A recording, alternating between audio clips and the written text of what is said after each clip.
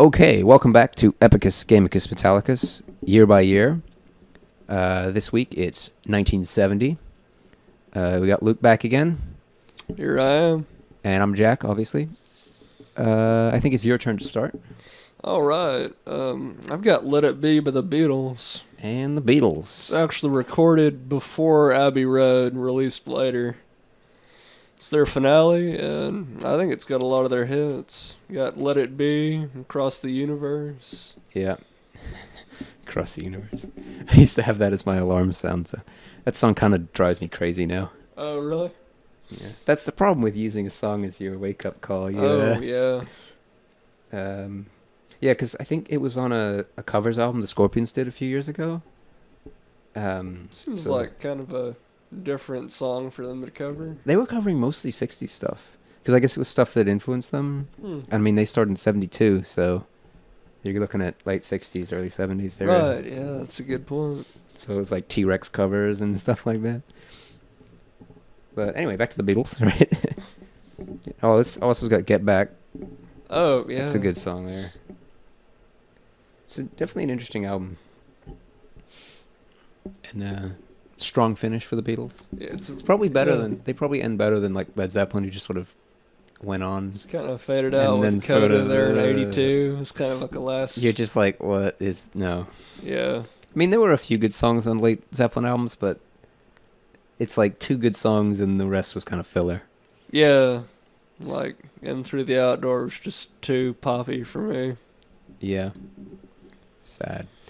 Anyway, this is a metal show, so I am obliged to put Paranoid by Black Sabbath, or Black Sabbath itself. I picked Paranoid for this week, because it's Black Sabbath.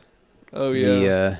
The first metal band, pretty much undeniably. Yeah. It's like with the mainstream rock hits, too. Like Iron Man, Paranoid, actually. Yeah, and this is an album where pretty much every song is a classic. Yeah. With the exception of Rat Salad, which is still pretty good, but it is not a classic. Well, Rat Salad and Fairies Wear Boots. The rest of them are all classic songs that are forever associated with Black Sabbath. Interesting fact, actually. Paranoid was written as a filler song, but it ended up being so good they recorded it and made it the title track. Yeah, it's like, oh, we need one more song. Oh, let's do a cool riff, and then there we are. Last song done. Moving on. And then it became, that was their biggest single. Yeah. Although I think Iron Man's probably more popular now, because it was used in Iron Man. And it's kind of funny that they sort of came to the idea of Iron Man independently. Like, I don't think they'd ever read comics, so they would never have heard of Iron Man. So they're just two songs, the two things which happen to be the same, and both fit together. Yeah, that's actually a good point. It's one of those coincidences of life, I guess. And obviously, I gotta mention Electric Funeral because that's a great song. Probably one of the early precursors to like doom metal and stoner metal. Classic all the way. And this album really does deal with some pretty dark topics, like Hand of Doom is like all about heroin and soldiers doing heroin to get through Vietnam and shit. It's pretty dark. And obviously War Pigs. Yeah. Right there. And then you got Planet Caravan, which really sits in there very strange. It's kind of, sort of a spacey trip through, that's sort of like a space cruise or something like that. It's like when you listen to it on the album, it is kind of like a nice transition, though, from Paranoid to Iron Man, because it kind of gives you a break there, you know? Just relax for a minute. Yeah. And then you get into down. Oh wait, that's Electric Funeral. Whatever. You get into a large, heavy Tony Iommi style riff, anyway. Right. Yeah. All right. What's your number 2? I have Layla and Other Assorted Love Songs by Derek and the Dominos.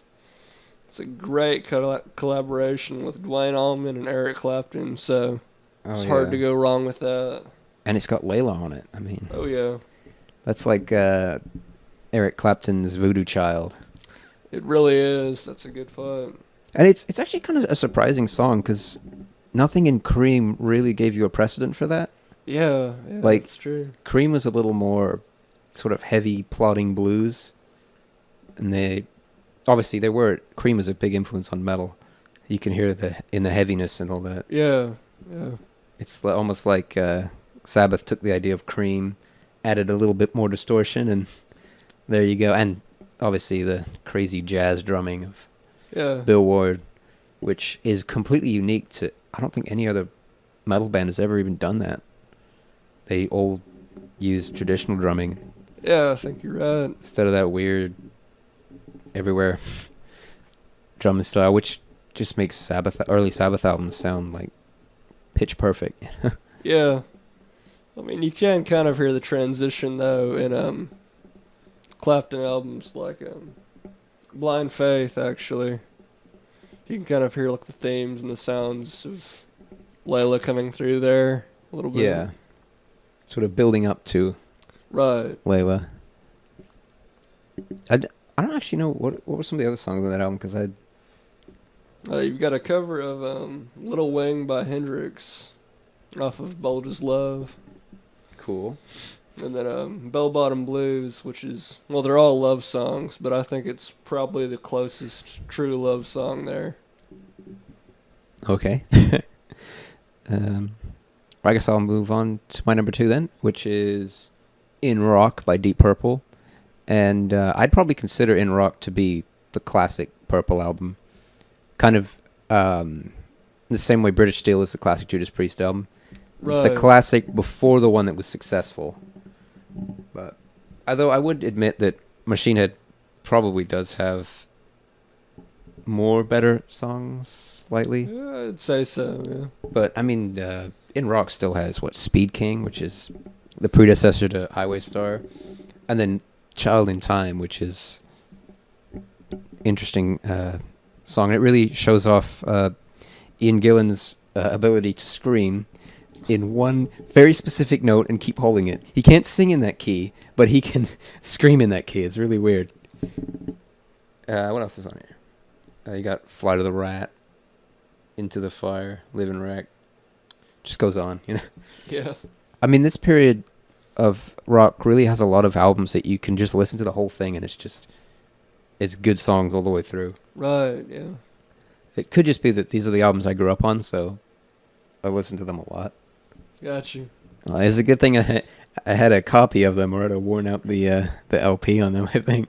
Yeah. But I was listening to them through as MP3 files, so that doesn't have any wear on it, right? What are we at? 2 for you, I think? All right. I've got American Beauty. Oh, no. It's 3, but yeah. Continue. I got you.